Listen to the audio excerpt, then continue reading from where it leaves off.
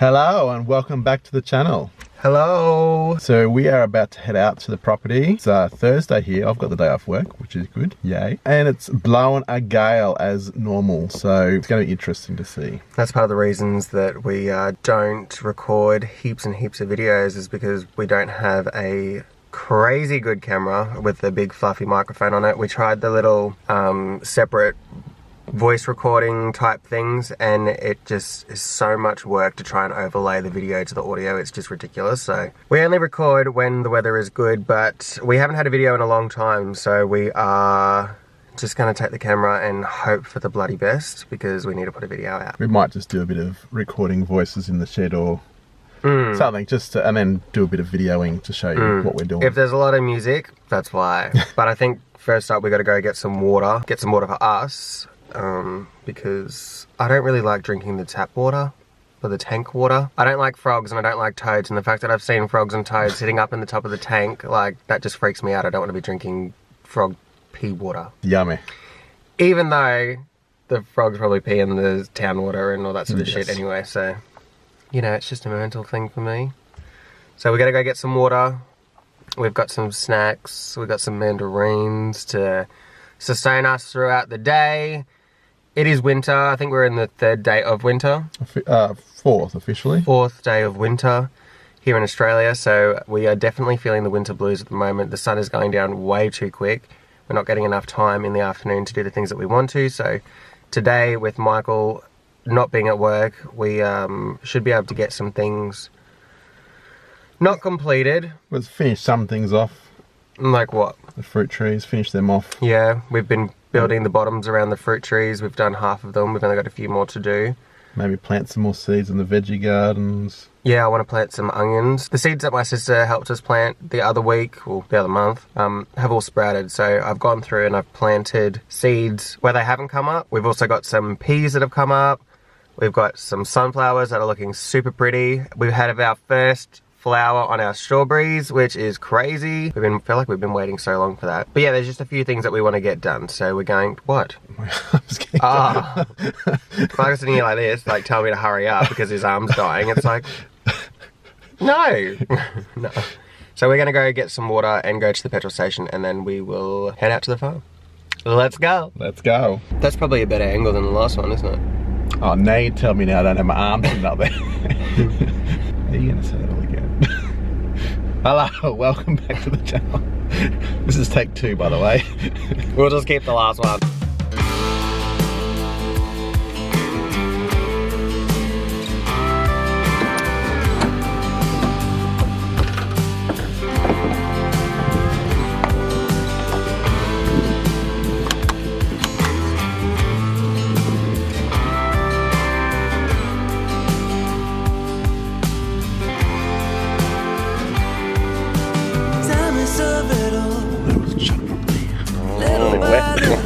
Day by day, I'm caught in the middle of a spinning wheel where all I feel is ice getting Jesus.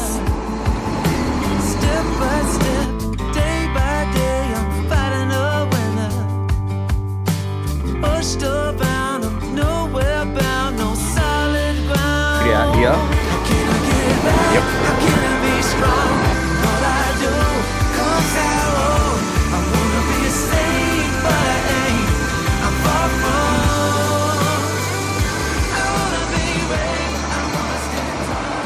Now it's time for the very slow drive out to the property.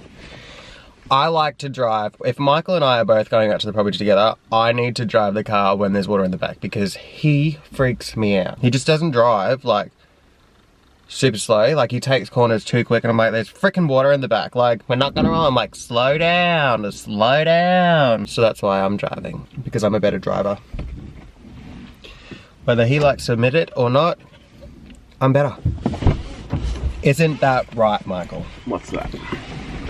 I'm a better driver than you. Negative. Do you want to tell the people about some exciting things that you've looked into as of recent? And it's involving our water situation. That camera is not going to stay there. Yeah. Yes, as people have been suggesting, why haven't you got a well or we call them in Australia, bores. It's obviously just been the money thing and the time thing and trying to get everything else up and running. But it's obviously a crucial part to getting our homestead up and running. We'll be able to do so much more if we have a water source on the property. Like a really good, solid water supply is ultimately going to decide how many cows we can have in the farm. Obviously, without the water we can't grow the grass, and without the grass we can't feed the cows, so ultimately we can't have cows. Aspect or business side of it, we want to have as many cows as we can to potentially sell, but we also need to have really healthy cows, and the only way to have healthy cows is for them to be fed a lot. So that's why our pasture improvements and the water is really, really important to try and get under control or get some type of water now rather than later, because our herd is starting to grow. We're going to have 6 or 5 more babies by the end of the year. 5 babies. A lot more mouths that we have to feed than what we normally would. So if we can get our grass growing and we can get plenty of water on the property, then it's just going to be so much better and so much more cost efficient than what it is now. What he said. Yeah. Alright, we will see you at the property. Looking lovely in your purple jumper there, love.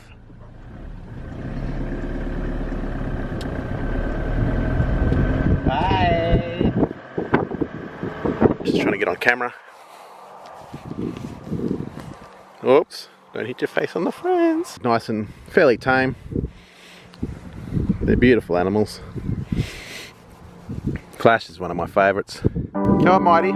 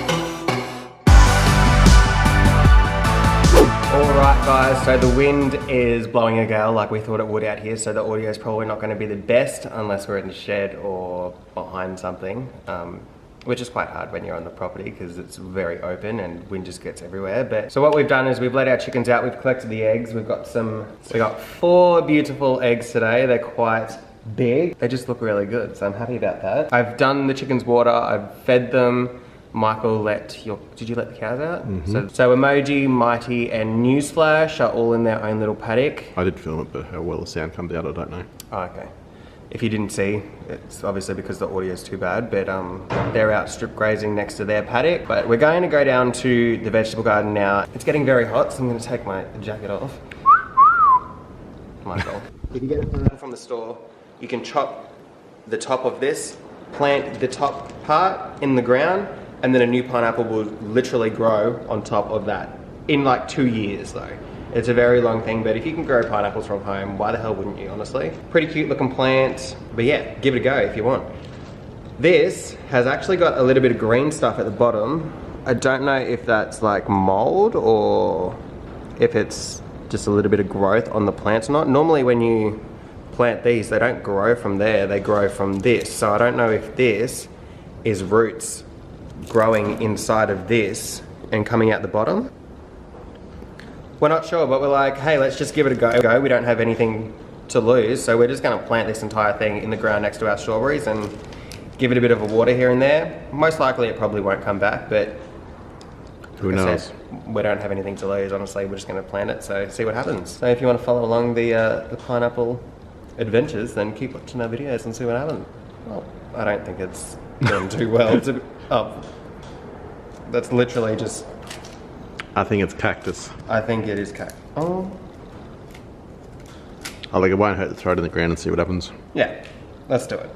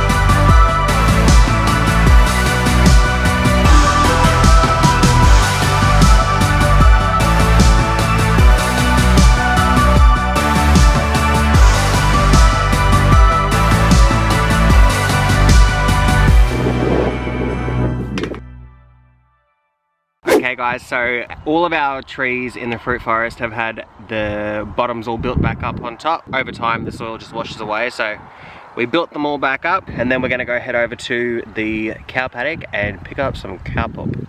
Let's go.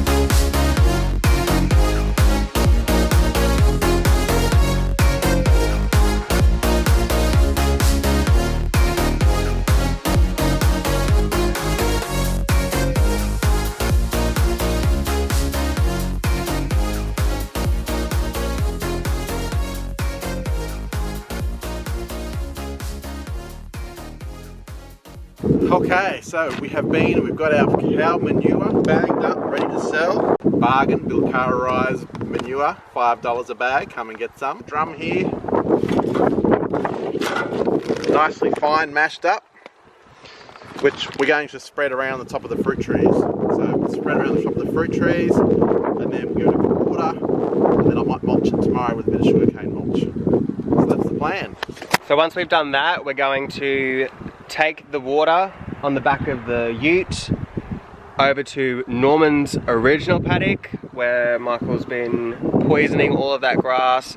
He's planted some winter seeds, so hopefully with the water from that and our massive pump that he's just bought, we can get some of the winter grass growing over there. So we'll do this first, and then we'll take you over there and we'll show you all of that.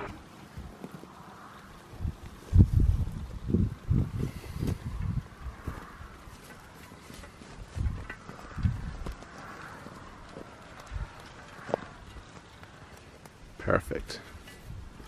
Beautiful. do this one. So that's our little apple tree. It's got some buds on it. There. All up and down the stem. I'm not sure if they're flower buds or if they're new shoots. We'll wait and see. This is the other apple tree. It's got the same buds coming out on it. I think they're growth buds by the looks of it. Which is good, means it's growing well. They've grown well this season. So the other week, Norman pushed out of his paddock, decided to come up here to the fruit forest and headbutt one of our trees, completely split it in half. That was our guava. Yep. Our guava tree. That was taken off. It had massive, massive amounts of growth on it. And now he's just bloody ruined it on us. It's a bit annoying because it's forever going to look real weird unless it starts to reshoot out of that, which I'm hoping it will. If you guys have got any tips on anything that we can do to maybe encourage it to regrow out of that, let us know in the comments, please. So we're looking for tips on how to repair your bull damaged fruit trees. Okay? Bull damaged specifically. We don't care about wind, it has to be bull damaged. But I noticed before with the winds been blowing today, that the fruit trees like last year we could notice they were bending and they were copping it from the wind. This year, because over the summer they've thickened up their trunks a lot, they're not moving as much, so they're not suffering from the wind as much, which is good. So hopefully they come back, they do really well this season. We might get some fruit maybe later this season. We had the citrus leaf miner, which we showed you in one of the previous videos in the forest update. So I sprayed them with that neem oil and that seems to have kept them away, but it could also be just because the cold weather has kicked in and the bugs aren't around as much. But the leaves that were badly affected by the citrus leaf miner, we've noticed in the 2 trees that had it the worst, have all dropped off. So we've left with this weird. So on the mandarin, this is the mandarin tree, you can see all the leaves have just dropped off. Still healthy, like underneath the healthy leaves are still there. And look how thick that trunk is at the bottom. And yeah, this is what I was talking about earlier, the thickness of the trunk. Like, that is like doubled in size, the thickness there. Because you can see how tight that is. They used to be able to move around quite easily. I would absolutely love if we could get some like little signs or something that you could put down near the base. I reckon it'd look really cute. Yes. That's what we want, a cute fruit forest. Cute Quite fruit. not the easiest thing to say. Cute fruit forest. No, that's not quite easy. So, that's the mandarin. The other one that had the bad leaf miner was the kumquat. I'll just show you it. It's got all these new shoots. It's got some new shoots there. So, I'm hoping it should reshoot further up. It's probably got all these little nodes here. It'll probably reshoot from there when it warms up a bit. But anyway, I will get into this, shoveling this manure around the trees, and then we'll give it a water, then we'll head over to the paddock and do some sprinklering. Sprinklering!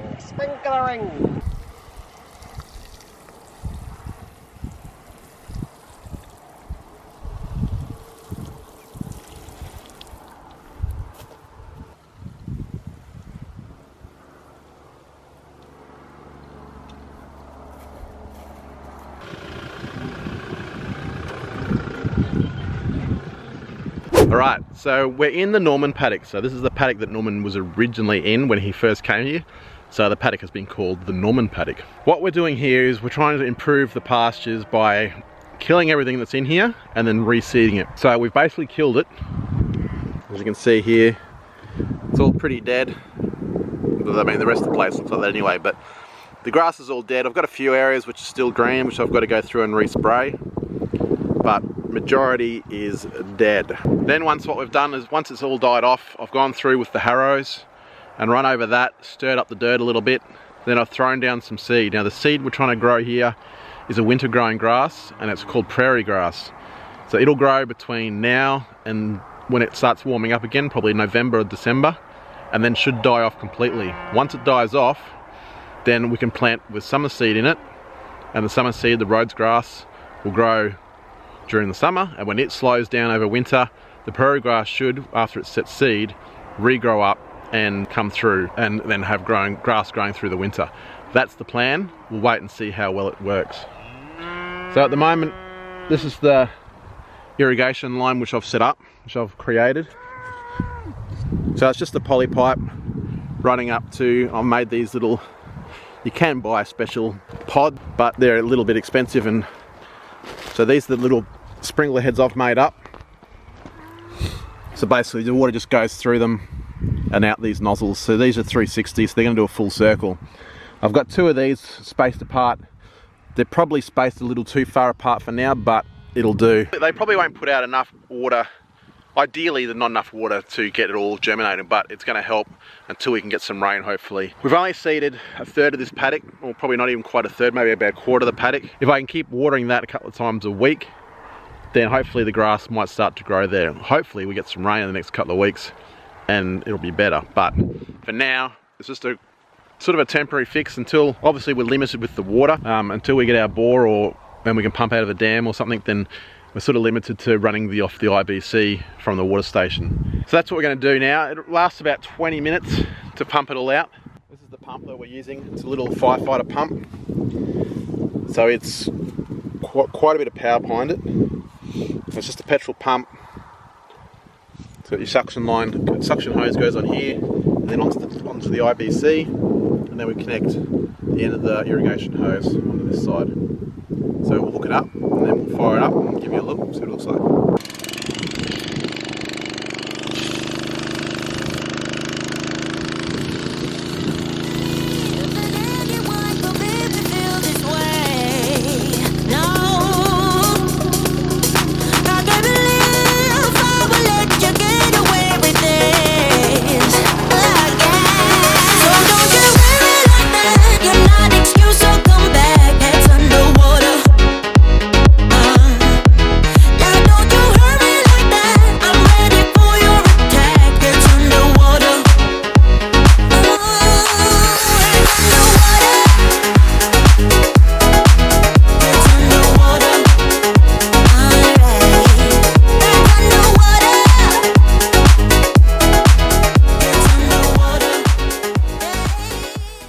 Okay, so we are just down with the cows. It's getting dark, so we're about to head off. Hey Norman. So we just thought we'd show you them all. Holly. So we got Mr. Norman, Miss Holly. Hey Holly. We've got little Icicle. You got a bit of food on your hair there, love. And then we've got Beauty.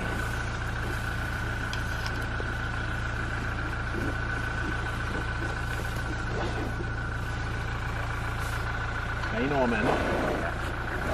They have been waiting patiently all day for this moment. Norman just can't help us. We've got a big pot. Normally when we feed them and we bring another bit out to separate, like to sort of spread it out, they'll run over to the bit that we've got in case it's something different. They don't want to miss out on the good stuff. But it's all the same. Alright guys. Wet snows. Yeah. Have a good night. We'll see you tomorrow. Then we've got these ones up here waiting oh so patiently for theirs. Come on.